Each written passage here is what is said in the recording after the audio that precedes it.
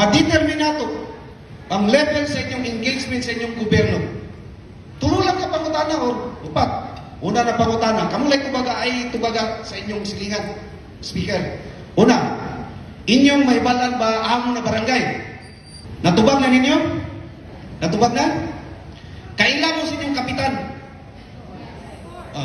Kano lang. Ikatulo na pangutana. Kabalo ba mo pilay annual budget sa inyong barangay? Kamu lang. Ikaw pa, kabalo ba mo sa annual budget sa inyong munisipyo, syudad, ang mo? Gawas kung exemption silang card. Kung ikaw ang accountant. Last, kabalo ba mo sa annual budget sa probinsya? The answer would reflect sa inyo ang engagement sa inyo sa atuang syudad, sa atong nasod. Kita gani na professional, ang level sa atong engagement sa atong gobyerno, slim gani kayo, how much more katong yung ordinaryo na tao nagalisod sa siyang panginabuhian. Diha nagsugod ang problema sa atong nasod. Pilipino tanan, nata sa barangay, nata sa syudad, nata sa probinsya, pero ang engagement nato is gamay yung kayo. During the election time, ang quality sa discussion, lahi. Salida. Majority din sa atong constituencies. Dali na yung kayo pilit sa salida. Pero ang reality, wala. Mugid ang akong nabantayan. That is why there are two worlds, the real world and the real world. What nato nabantayan na ang tinuod na aktor, kita, kamu. Kay kung salida na, o kung sa imong role, ikaw gits Paquito Diaz, kontrabida, wa na kay mahimo. Pero diri sa tinuod na kalibutan, ako, kamo, mga CPA, you could choose what role you will stand. Is it passion niya sa accounting profession? Naanin niyo. Kung makonfront mo sa isa ka problema, unsa na role imong barugan? Barugan ba ninyo yung oath of office? Without bias, unsa ba to? Unsa to? Mura mo to mga mainduman? So help me God, mura man na mainduman. Without bias, without isaba ang third party. So to sir, unless kung na court of death, naara ninyo taksa-taksa ka mga CPA. Kung mubarog ba mo, kaysa tinuod na salida, walay script. Ikaw ang magbuhat sa script.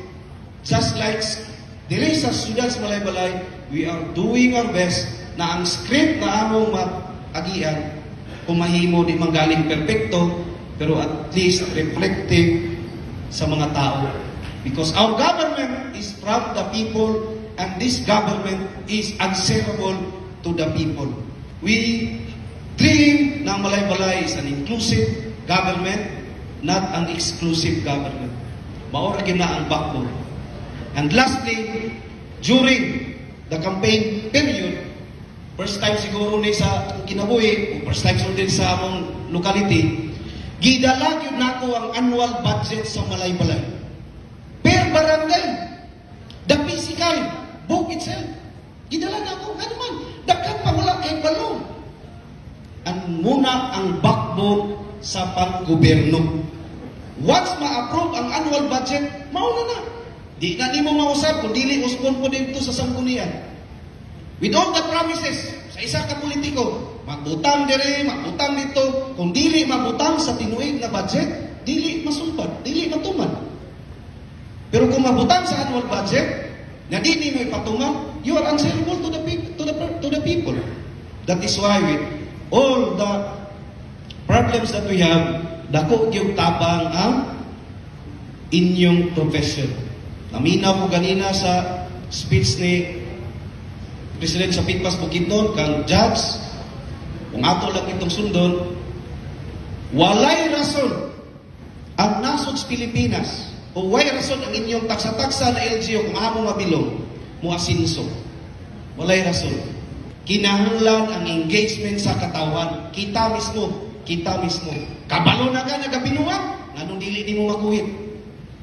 Nganong embolden pa mangyapon ang mga tao nagapahimulo sa gobyerno.